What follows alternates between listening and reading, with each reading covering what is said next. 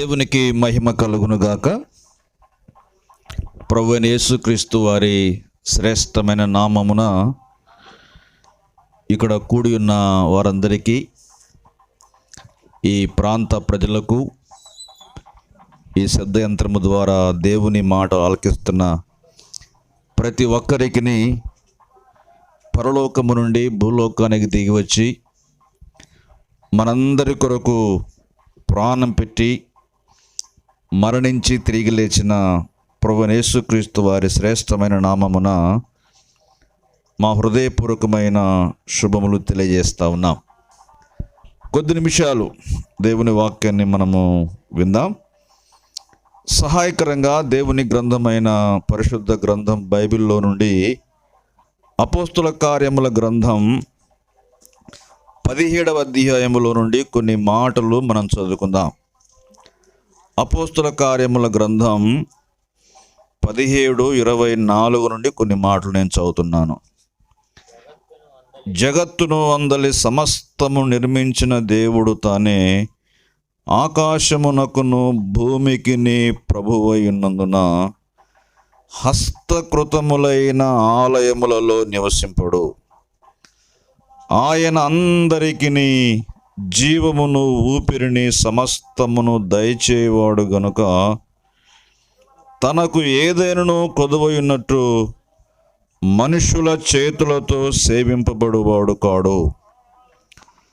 ఆయన యావత్ భూమి మీద కాపురముడుటకు ఆయన యొక్క నుండి ప్రతి జాతి మనుష్యులను సృష్టించి వారు ఒకవేళ దేవుని తడవులాడి కనుగొందురేమో అని తన్ను వెదకు నిమిత్తము నిర్ణయ కాలమును వారి నివాస స్థలం యొక్క పొలిమేర్లను ఏర్పరచును. ఆయన మనలో ఎవనికి దూరముగా ఉండువాడు కాడు. మనం ఆయన యందు చలించుచున్నాము, బ్రతుకుచున్నాము, ఉనికి కలిగి ఉన్నాము. అటువలే మనం ఆయన సంతానమని మీ కవీశ్వరులో కొందరును చెప్పుచున్నారు. కాబట్టి మనము దేవుని సంతానమయుండి మనుష్యుల చమత్కార కల్పనల వలన మల్చబడిన బంగారమునైనను వెండినైనను రాతినైనను దేవత్వం పోలి ఉన్నదని తలంపకూడదు.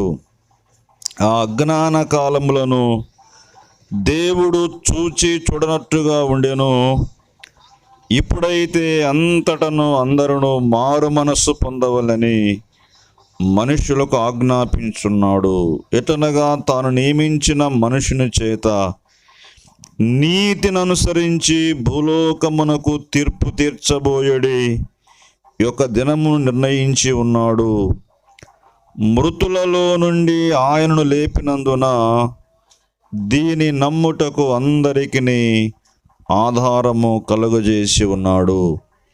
దేవుని ఆత్మ సహాయం కొరకు చిన్న ప్రార్థన. పరిశుద్ధుడైన మా తండ్రి, ప్రేమ కలిగిన దేవ, నిజమైన దేవ, నిత్యజీవమైన ప్రభువా, లోకములో ఉన్న పనికి మాలిన వారిని, పడిపోయిన వారిని, పాపాత్ములను మీ ప్రాణము కంటే మిన్నగా ప్రేమించిన యేసు ప్రభువా, చనిపోయి సమాధి చేయబడి తిరిగి లేచిన పునరుద్ధరణైన ప్రభువా, ఈ రాత్రి మీకు స్తోత్రాలు. మేము చదువుకున్న లేఖన భాగమును దీవించి కూడి వచ్చిన మా అందరితో, ఈ ప్రాంత ప్రజలతో మీరే సూటిగా, తేటగా, నేరుగా మాట్లాడతారని, సిలువ వేయబడిన యేసుక్రీస్తు ప్రభువును మీరే ప్రదర్శిస్తారని మా ప్రభువును మా రక్షకుడైన క్రీస్తు యేసు దివ్య నామమున స్తుతించి వేడుకుంటున్నాము తండ్రి. ఆమేన్. ప్రియమైన సహోదరి సహోదరులారా, దేవుని గ్రంథమైన పరిశుద్ధ గ్రంథములో నుండి, బైబిల్లో నుండి అపోస్తుల కార్యముల గ్రంథం 17వ అధ్యాయంలో కొన్ని మాటలు మనం చదువుకున్నాం. దైవజనుడు అపోస్తలుడైన పౌలు గారు ఆ రోజుల్లో ఆసియా,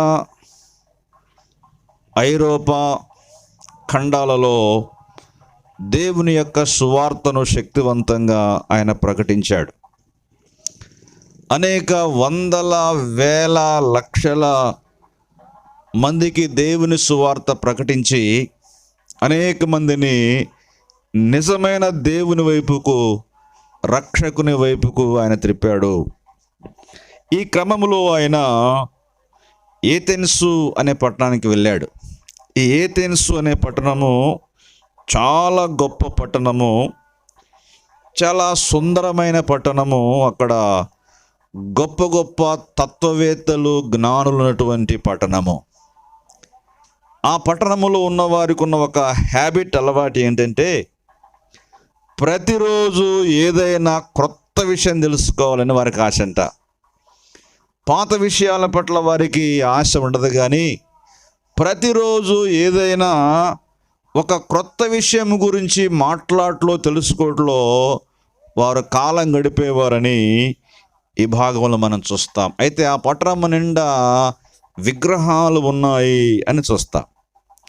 ఈ విగ్రహాలు చూస్తూ ఉన్నప్పుడు పౌలు గారి యొక్క ఆత్మ పరితాపం పట్టలేకపోయింది అని కూడా మనం చూస్తాం. ఆయన అలా ఆ దారి వెంట, వీధి వెంట నడుచుకుంటూ వెళ్తా ఉంటే అక్కడ కొన్ని దేవతా ప్రతిమలు ఉన్నాయి. ఆ దేవతా ప్రతిమలలో ఒక ప్రతిమ మీద ఏముందంటే తెలియబడని దేవునికి అని ఉంది. చాలా ప్రతిమలు ఉన్నాయి, రకరకాల పేర్లు రాశారు. వాటి ప్రక్కన ఇంకొక పేరు ఉంది, అదేంటంటే తెలియబడని దేవునికి. అంటే వాళ్ళకున్న అలవాటు ఏంటంటే భూమి మీద చాలామంది దేవతలు, దేవుళ్ళు ఉన్నారు, మనకు తెలిసినటువంటి పేర్లు కొన్నే, ఇంకా ఎవరినైనా మర్చిపోయామేమో అనుకొని వాళ్ళకు కూడా కోపం కలగకుండా ఉండటానికి ఆ ప్రతి మీద తెలియబడిన దేవునికి అని ఆయన చూచి వారికి దేవుని వాక్యం చెప్పాలి అని ఆశ కలిగి అక్కడ అరేయోపగు అనే ఒక సభ ఉంటే ఆ సభ మధ్యలో నిలబడి ఇలా దేవుని వాక్యాన్ని ప్రకటిస్తున్నాడు.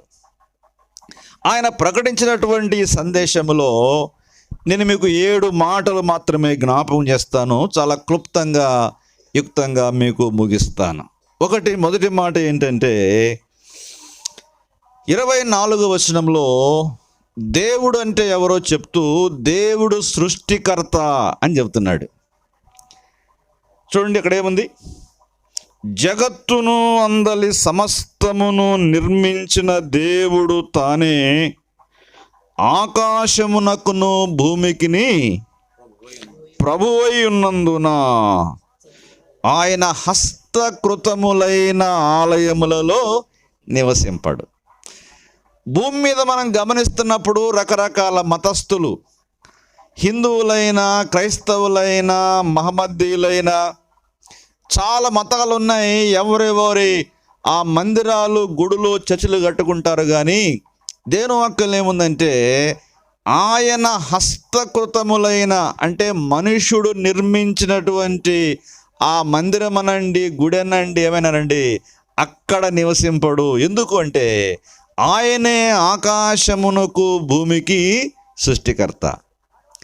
చెప్పాలంటే విశ్వములో మనము ఏ దేశానికి వెళ్ళినా, ఏ దిక్కు వెళ్ళినా, తూర్పుకి వెళ్ళినా, పడమరైన, ఉత్తరమైన, దక్షిణమైన, ఈశాన్యమైన, నైరుతైన, వాయువమైన, ఆగ్నేయమైన అన్ని చోట్ల దేవుడు ఉంటాడు. మన పెద్దలు ఏమంటారంటే ఆ దేవరమూల అంటారు.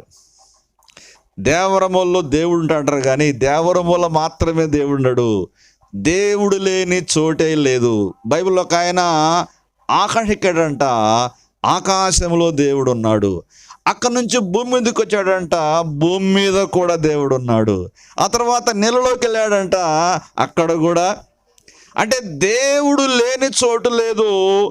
దేవుని కన్నులు మనం కప్పలేము. ఒక గుడికో, బడికో, చర్చికో, దేవాలయానికో, మసీదుకు మాత్రమే మనము దేవుని ప్రతిమ చేయలేము. ఎందుకంటే ఆయన హస్తకృతములైన ఆలయములో నివసించేవాడు కాదు. ఆయన భూమిని, ఆకాశమును, అందున్న సమస్తమును సృష్టించిన సర్వ సృష్టికర్త. సృష్టించిన వాడే దేవుడు, కానీ సృష్టించుకున్నవాడు సృష్టించబడినవాడు దేవుడు కాదు. దేవుని వాక్యం స్పష్టంగా చెప్తుంది, దేవుడు సృష్టికర్త, ఆయన సర్వ సృష్టికర్త. మనము చూస్తున్న మన తల పైకెత్తితే ఎంతో అందమైన సువిశాలమైన ఆకాశములు అన్నాడు. ఈ ఆకాశమే కాదు కానీ దానిపైన ఇంకా ఆకాశాలు ఉన్నాయి.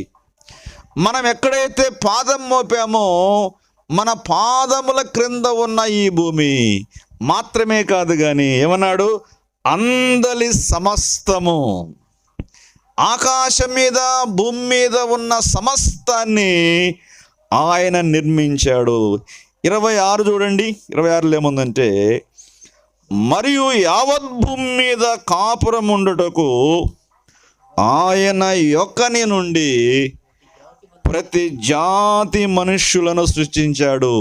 ఈ భూమి ఆకాశం అందున్న సమస్తం మాత్రమే కాదు కానీ ఎవరినట, మనుషులను కూడా దేవుడే ప్రతి జాతి మనుషులను. ప్రపంచంలో చాలా జాతులు ఉన్నాయి, నల్లవారని, తెల్లవారని, ఎర్రని వారని, ఆ కులం ఈ కులం, ఆ మతం ఈ మతం, ఈ మతాలు కులాలు మాత్రం దేవుడు నిర్మించలేదు కానీ అయితే ప్రపంచంలో ఉన్న ప్రతి జాతి మనుషులను దేవుడు సృష్టించాడు. దేవుడు అంటే భూమి ఆకాశము అందులో ఉన్న సమస్తాన్ని మాత్రమే కాదు కానీ మానవుని కూడా తన స్వహస్తాలతో నిర్మించినటువంటి సృష్టికర్త. తర్వాత రెండో మాట నేను జ్ఞాపకం చేస్తున్నాను, సృష్టికర్త మాత్రమే కాదు. 25వ వచనం, ఆయన అందరికీ జీవమును ఊపిరిని సమస్తము దయచేయువాడు. ఇక్కడ ఆయన సృష్టికర్త మాత్రమే కాదు కానీ సర్వజీవులకు పోషకుడు. ప్రపంచములో ఉన్న ప్రతి జీవరాశిని, బైబిల్ ఉంది కదా, నీవు నీ గుప్పిలి విప్పి ప్రతి జీవి కోరికను తృప్తిపరుస్తున్నావన్నాడు. దేవుడు ఒక్కసారికి నా గుప్పిలి విప్పాడంటే ఒకళ్ళు కాదు, ఇద్దరు కాదు, ముగ్గురు కాదు, సర్వలోక జీవుల కోరిక. ఈరోజు పేపర్లో వేసాను, నేను చదివాను, ప్రపంచ జనాభాట 800 కోట్లు. 800 కోట్ల మంది మానవులే, మనుషులే. లక్షల కోట్ల జంతువులు, పక్షులు, కొన్ని దృశ్యమైనవి అదృశ్యమైనవి, మన లెక్కలు కూడా మించినటువంటి ప్రతి జీవిని పోషించేటువంటి సర్వజీవుల పోషకుడు ఆయన.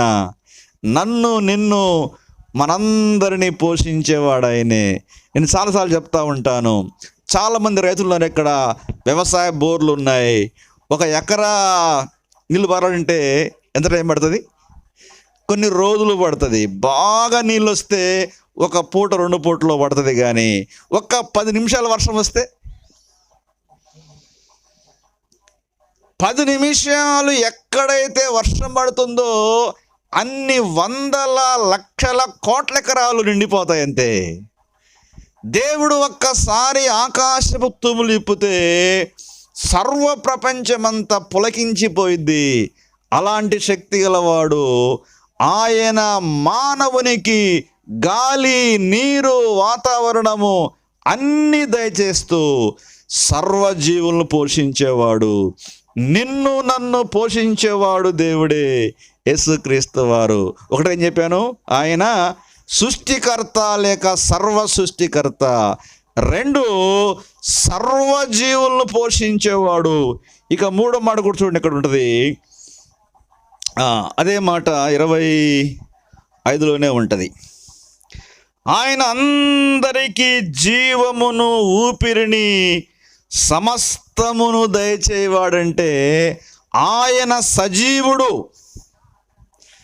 మనం ఈరోజు జీవముతో ఉన్నామంటే, సజీవులుగా ఉన్నామంటే, ఊపిరితో ఉన్నామంటే అది దేవుడు పెట్టినటువంటి భిక్ష అంతే. ఒక 2 ఏళ్ళు వెనక్కి మన ఊర్లోనే, మన ప్రాంతములో, మన జిల్లాలో, మన రాష్ట్రములో, మన దేశంలో ప్రపంచములో లక్షల మంది అలా ఆకులు రాలినట్టు రాలిపోయారు, లక్షల మంది. అందులో మనల్ని చేర్చకుండా దేవుడు ఈ రోజు వరకు, ఈ క్షణం వరకు మనకు, మన బిడ్డలకు జీవం ఇచ్చాడు. ఆయన సజీవుడు. ఆయన అందరికీ, కొందరి కాదు. బీసీ కాలనీలో ఉన్న, ఎస్సీ కాలనీలో ఉన్న, ఓసీ కాలనీలో ఉన్న, ఎక్కడ ఉన్నా, అమెరికాలో ఉన్న, ఆస్ట్రేలియాలో ఉన్న, ఇక్కడ ఉన్నా, ఎక్కడ ఉన్నా అందరికీ జీవమును, ఊపిరిని ధారాళంగా, సమస్తాన్ని ధారాళంగా దయచేసువంటి సజీవుడు. దేవుడు అంటండి సజీవుడు. దేవుడంటే పిలిస్తే పలికేవాడు. యేసు ప్రభువు చెప్పాడు, నేను మొదటివాడను, కడపటివాడను, జీవించువాడను, మృతుడనైతిని గాని ఇదిగో యుగ యుగములు సజీవుడనై ఉన్నాను. మరణము యొక్కయు పాతాళము యొక్కయు తాళపు చెవులు నా స్వాధీనములో ఉన్నాయి. యేసు ప్రభువారు భూమి మీదికి మానవుని యొక్క పాప పరిహారము కోసం వచ్చి, పాపము లేకుండా కన్యక మరియ గర్భమున పాపరహితునిగా జీవించి, పాపరహితునిగా జీవించాడు. ఆయన త్రికరణ శుద్ధి గలవాడు. అంటే మనోవాక్కాయ కర్మలు అంటారు. మనస్సులో కానీ, ఆయన వాక్కు అంటే మాటలో కానీ, కర్మ అంటే క్రియల్లో కానీ, ఆయన పనుల్లో కానీ, మాటల్లో కానీ, తలంపుల్లో కానీ ఎక్కడ పాపము లేనివాడిగా ఉన్నాడు. ప్రపంచ మానవాళి యొక్క లిస్టు మనం గమనిస్తే లక్షల కోట్ల మంది పుట్టి వెళ్ళిపోయారు, కానీ అచ్చమైన, స్వచ్ఛమైన, పాపరహితుడైనటువంటి మనుషుడు భూమి మీద ప్రభువైన యేసుక్రీస్తు వారు.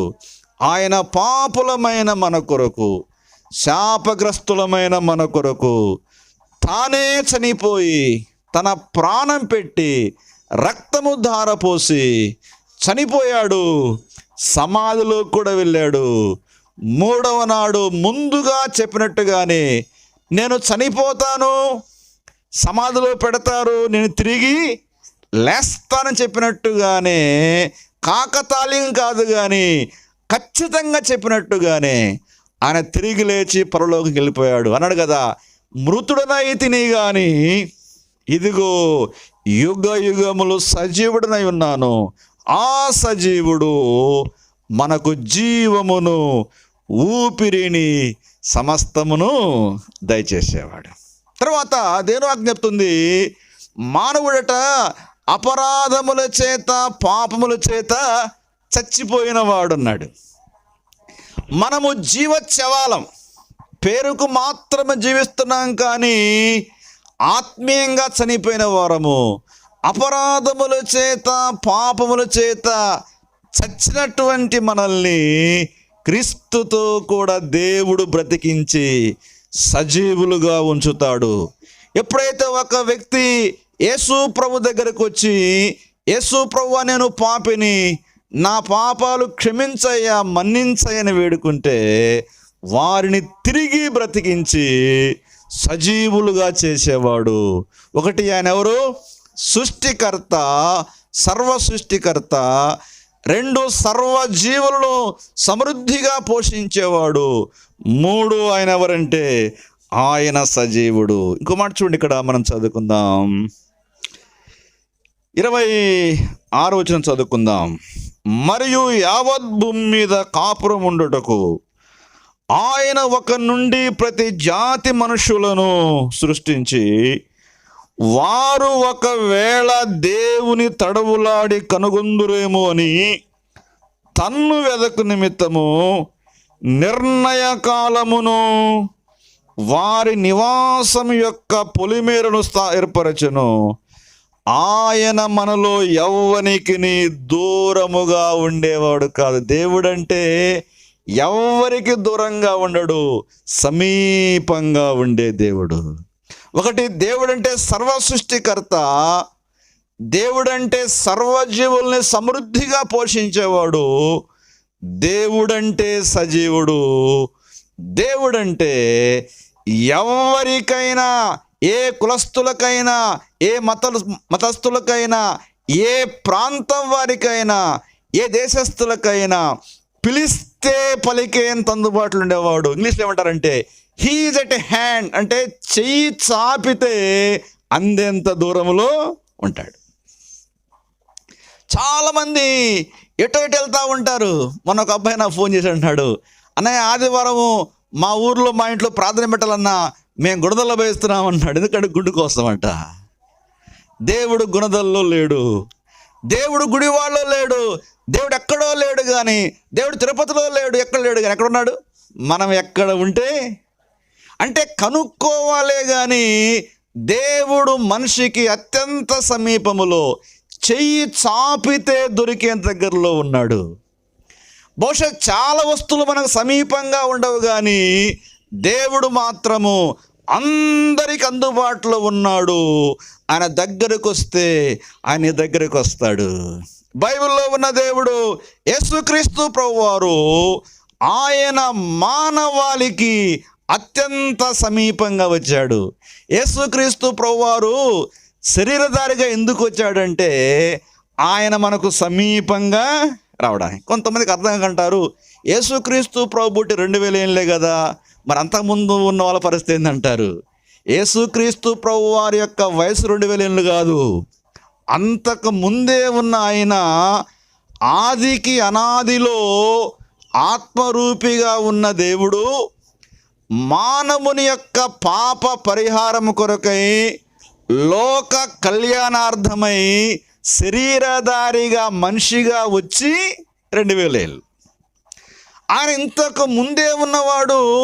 దేవునికి ఉనికి ఎప్పుడు ఉంటుందంటే అనాది కాలం, శాశ్వత కాలము నుండి శాశ్వత కాలం. దేవునికి ప్రారంభము ముగింపు ఉండదు కదా. సమాధి ఉంటుంది మనకి, జననము మరణము. దేవునికి జననము లేదు, మరణము లేదు. అయితే యేసుక్రీస్తు ప్రభువారు మన పాప పరిహారం కోసం భూమి మీదకి వచ్చి చనిపోయి సమాధి చేయబడి తిరిగి లేచి మరలా పరలోకానికి వెళ్ళిపోయాడు. ఇక ఆయనకు మరణము లేదు, శాశ్వత కాలము నుండి శాశ్వత కాలం ఉంటాడు. ఈ రాత్రి వేళ మనకు అందుబాటులో ఉన్నాడు. ఎంత అందుబాటు అంటే చెయ్యి చాపితే దొరికేంత అందుబాటు. నాకు దేవుడు కావాలి, నాకు పాప పరిహారం కావాలి, నాకు రక్షణ కావాలి, నా జీవితం మారాలి, నేను పరలోకం వెళ్ళాలి, మోక్షము చేరాలని ఆశపడ్డ ఎవరికైనా అందుబాటులో ఉన్నాడు. ఆయన సమీపంగా ఉండే దేవుడు. ఎన్ని మాటలు చెప్పాను ఇప్పటికి? 4. ఇంకో మాట చెప్తున్నాను. దేవుడు కొన్ని సంకేతములను మన మధ్య ఉంచాడు. అంటే దేవుడు ఉన్నాడు అనడానికి కొన్ని సంకేతం, అంటే గురుతులు. చూడు అక్కడేమన్నా చూడండి, 26వ వచనం మధ్యలో, వారు ఒకవేళ దేవుని తడవులాడి కనుగొందురేమో అని తన్ను వెదకు నిమిత్తము నిర్ణయకాలమును వారి నివాస స్థలము యొక్క పొలిమేరలు ఏర్పాటు చేశాడు. దేవుడు కొన్ని నిర్ణయ కాలాలు. ఇప్పుడు చలికాలం కదా, కాసేపు ఉంటే మనం కూర్చోలేం. నేను రాత్రి తిరుపరాంతకం వేస్తామంటే, ఆ బండి వస్తామంటే బొయ్యని గాలి వస్తామని తట్టుకోలేకపోతాం. ఇంకొంచెం డిసెంబర్ వస్తే ఇంకా తట్టుకోలేం. జనవరి వస్తే వేసవికాలం వస్తుంది, వర్షాకాలం వస్తుంది. దీని అర్థం ఏంటంటే దేవుడు సంవత్సరములో ఋతువులను క్రమపరుస్తున్నాడు అనమాట. అంటే ఋతువులు చూస్తూ ఉన్నప్పుడు దీన్ని ఎవరో తిప్పుతున్నారు. ఇక్కడ లైట్లు ఉన్నాయి, ఇందాక లైట్లు పెడితే లైటింగ్ వచ్చింది. మైక్ నా చేతిలో ఉందంటే ఎవరో మైక్ మొత్తం అనిసి నా చేతిలో పెట్టారు. చెట్టు మొలిసిందంటే ఎవరో చెట్టును నాటారు కదా. ఫ్రిడ్జ్ తెచ్చారు, ఫ్రిడ్జ్ ఆన్ చేస్తే ఆన్ అవుతుంది, ఆఫ్ చేస్తే. కానీ టెంపరేచర్ పెంచుకోవచ్చు, తగ్గిస్తే. అలాగే విశ్వంలో కూడా కొంతకాలం చలికాలం, కొంతకాలం వేసవికాలం, కొంతకాలం వర్షాకాలం. ఆపరేటర్ ఎవరంటే ఆపరేటర్ దేవుడే. దేవుని ఇంగ్లీష్లో గాడ్ అంటారు. గాడ్ జి అంటే జనరేటర్ అట, అంటే నిర్మించేవాడు, ఉత్పత్తి చేసేవాడు. ఓ అంటే ఆపరేటర్.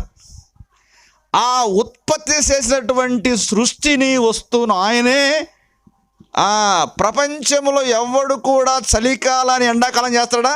చేయలేడు. ఎండాకాలం చలికాలం చేస్తాడా? చేయలేడు. వర్షం కురిపిస్తాడా? కురిపించలేడు. వర్షం కురుస్తూ ఉంటే ఆపుతాడా? ఆపలేడు. ఎందుకంటే man is not an operator at all. దేవుడు మాత్రమే ఆపరేటర్. ఆయన విశ్వములో ప్రకృతి నిర్మించి రకరకాల కాలాలను స్వాధీనపరుచుకొని ఏ సమయంలో ఏముండాలో ఆయన ఆపరేట్ చేస్తున్నాడు. ఆయన ప్రపంచములో సంకేతములు ఇచ్చి నేను ఉన్నాను తెలుసుకోండి అంటే, కొంతమంది ఏమంటారంటే పోరా దేవుడి దేం లేదు, ఉన్నాడు అనుకుంటే ఉన్నాడు, లేడంటే అది కాదు. నేనున్నానంటే మా అమ్మ నాన్న ఉన్నారు, మా అమ్మ నాన్న ఉన్నారంటే వాళ్ళ అమ్మ నాన్న ఉన్నారు, వాళ్ళు ఉన్నారంటే నాకై నేనే ఊడిపడలేదు. ఈ ప్రపంచంలో ఉన్న ఏ వస్తువు కూడా దానికి అదే రాదు, రాజాలదు. అలా వచ్చిందంటే మనం నమ్ముతామా? నమ్మం. అలాగే ఇంత అద్భుతమైన సృష్టి వచ్చిందంటే ఈ సృష్టి వెనకాల సృష్టికర్త దేవుడు ఉన్నాడు. ఆయన సృష్టించిన వస్తువులు, కాలాలు, ఇవన్నీ కూడా నిర్ణయ కాలాలు దేవుడు ఉన్న సంకేతం మనకు చెప్తా ఉన్నాయి. 5 అయిపోయింది. ఇక 6వ మాట ఏంటంటే వారికి సువార్త ప్రకటిస్తున్నాడు. సృష్టికర్తన దేవుని తెలుసుకోండి, సృష్టిని పూజించవద్దు అని చెప్తున్నాడు. సర్వ జీవులను పోషించే దేవుడున్నాడు, ఆయన నమ్ముకోండి అని చెప్తున్నాడు.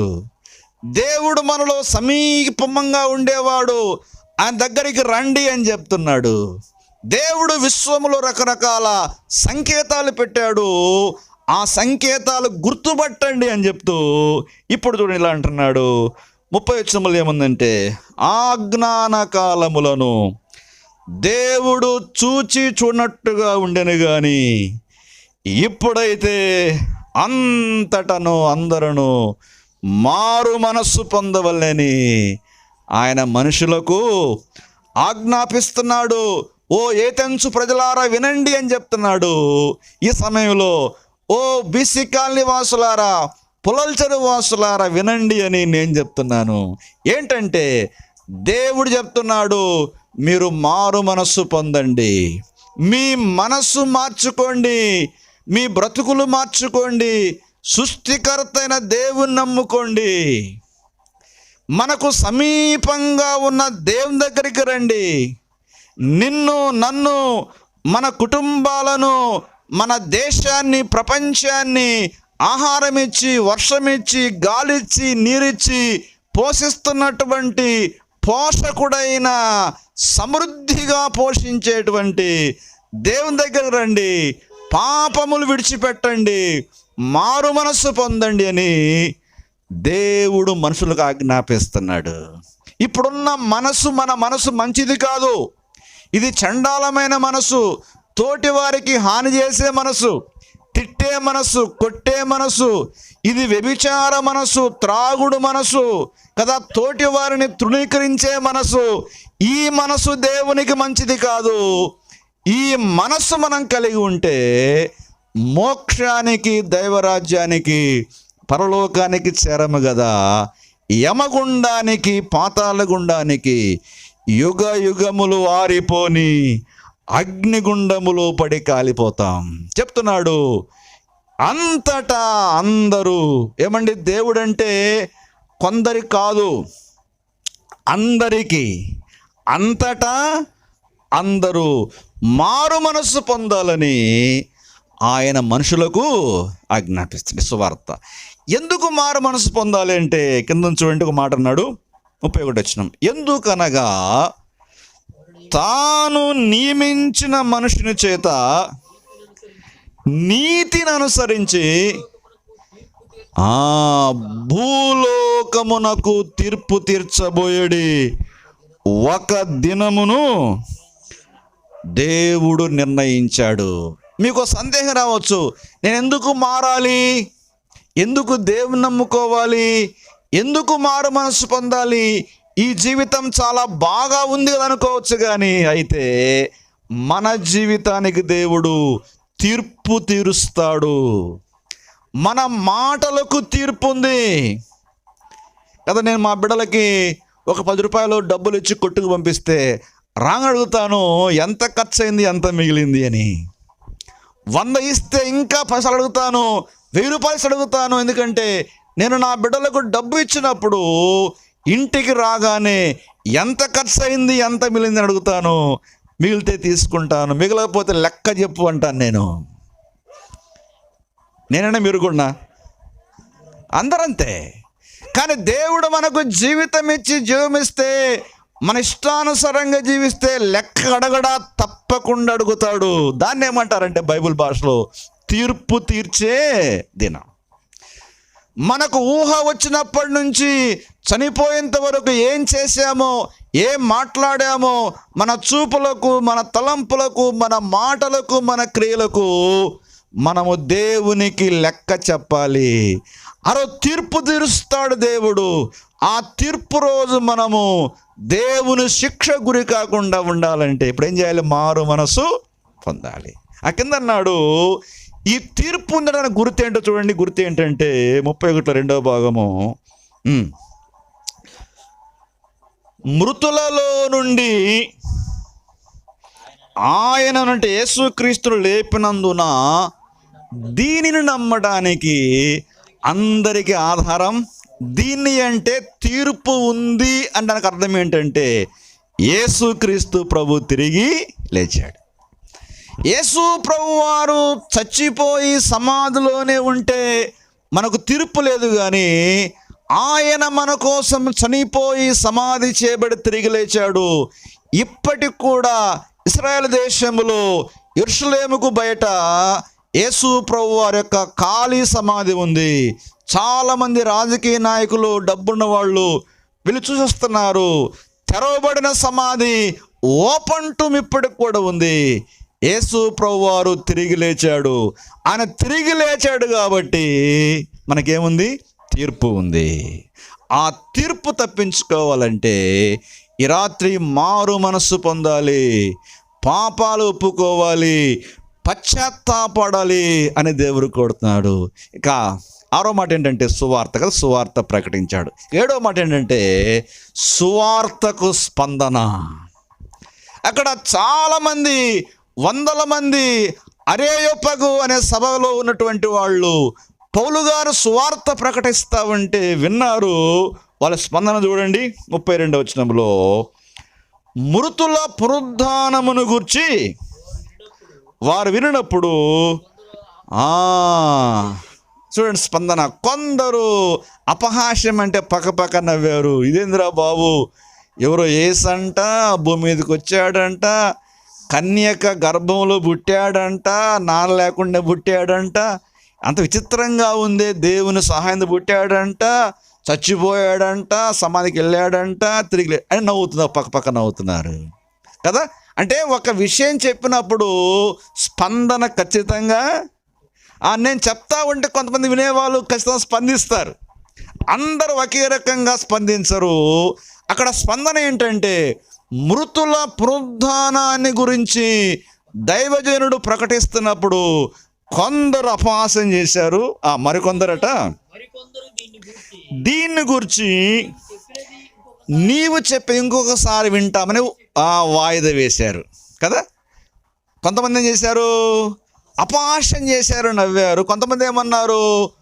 వాయిదా వేశారు, ఇంకోసారి వింటామయ్యా అన్నారు. చూడండి, ఇంకో కొంతమంది చూడండి, అలాగుండగా వెళ్ళిపోయాను.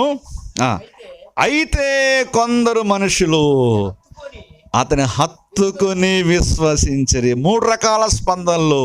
కొందరేమో నవ్వారు, అపహాస్యం చేశారు, మరికొందరేమో వాయిదా వేశారు, మరికొందరేమో ఇది వాస్తవం అని చెప్పి దైవ సేవకుని మాటలు హత్తుకొని విశ్వసించి రక్షించబడి జీవితాలు మార్చుకొని పరలోకానికి, మోక్షానికి, వైకుంఠానికి అర్హత సంపాదించి శిక్ష తప్పించుకున్నారు. ఈ రాత్రి వేళ ఈ వాక్యం వింటున్న నీ స్పందన ఏంటి? అపహాస్యం చేస్తావా? వాయిదా వేస్తావా? ఇది సరి, ఇది వాస్తవము, నిజమని హత్తుకొని విశ్వసించి మారు మనసు పొంది రక్షించబడి దేవుని బిడ్డగా మారుతావా? ఈ 7 విషయాలు రాత్రి దేవుడు మనతో మాట్లాడుతున్నాడు. ఒకటి, ఆయన సృష్టికర్త అని ప్రకటిస్తున్నాం. దేవుడు సృష్టికర్త కానీ సృష్టించబడిన వాడు కాడు. 2, ఆయన సృష్టించేవాడు మాత్రమే కాదు కానీ సర్వజీవులను సమృద్ధిగా పోషించేవాడు. నిన్ను, నన్ను, మన కుటుంబాలను, మన జీవరాశులను కూడా పోషించేవాడు ఆయన. ఆ 3 అని చెప్పాను. 3, ఆయన సజీవుడు, మనకు జీవమును, ఊపిరిని సమృద్ధిగా దయచేసేవాడు. 4, ఆయన అందరికీ సమీపంగా ఉండేవాడు.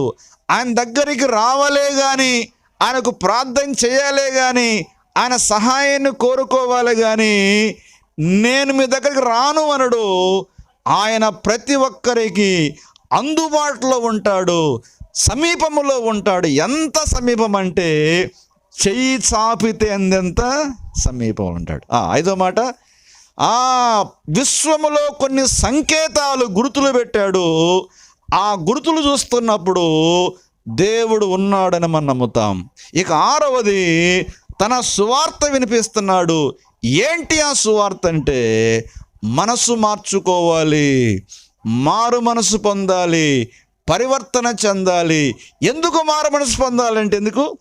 తీర్పు ఉంది మనకి, శిక్ష ఉంది మనకు. శిక్ష ఉందని ఎట్లా గుర్తంటే యేసు ప్రభువారు చనిపోయి సమాధి చేయబడి తిరిగి లేచాడు. చివరిలో 7వది, వారి స్పందన. ఈ సువార్త సత్యాన్ని వింటా ఉన్నప్పుడు కొందరేమో అపహాస్యం చేశారు, కొందరేమో వాయిదా వేశారు, కొందరేమో ఆ క్రీస్తు ప్రభు వారిని హత్తుకొని విశ్వసించి రక్షించబడి పరలోక భాగ్యం పొందుకున్నారు. ఈ రాత్రి వేళ నీ తీర్మానం ఏంటి? బలవంతంగా ఎవరు దేవుడు మార్చడు కానీ మనం ఎట్లా స్పందిస్తే మన స్పందనను బట్టే మన ఫలితం ఉంటుంది. దేవుని వాక్యం ముగిస్తుంటుండగా దయచేసి వాక్యం విన్న వారందరూ కూడా ఇంకా మారు మనసు పొందకపోతే, రక్షించబడకపోతే, పాపములోనే జన్మించి పాపములోనే జీవించి పాపములోనే చచ్చిపోతే యుగ యుగములు ఆరిపోని అగ్నిగుండం ఉంది. అయితే ప్రేమగల దేవుడు, పరలోకమందున్న దేవుడు, భూమికి ఆకాశానికి సమస్తానికి సృష్టికర్తన దేవుడు కన్యక మరియ గర్భమున పాపరహితునిగా భూమి మీదకి వచ్చాడు. మనందరి పాపముల కొరకై వీపున కొరడాలతో కొట్టించుకున్నాడు, శిరస్సున ములకిరీటం పెట్టించుకున్నాడు, చేతుల్లో పాదాల్లో మేకులతో పొడిపించుకున్నాడు, ప్రక్కలో బల్లెంతో పొడిపించుకున్నాడు. నిలువెల్ల రక్తమంతా ధారపోసి చనిపోయి సమాధి చేయబడి తిరిగి లేచి నన్ను నమ్ముకో, పాపములొప్పుకో, నీ జీవితం మార్చని ప్రభు చెప్తున్నాడు. ఆయన మాట విని రక్షించబడితే నీ జీవితం మారుతుంది. అపహాస్యం చేస్తావా? వాయిదా వేస్తావా? దేవుని హత్తుకొని నమ్ముకుంటావా?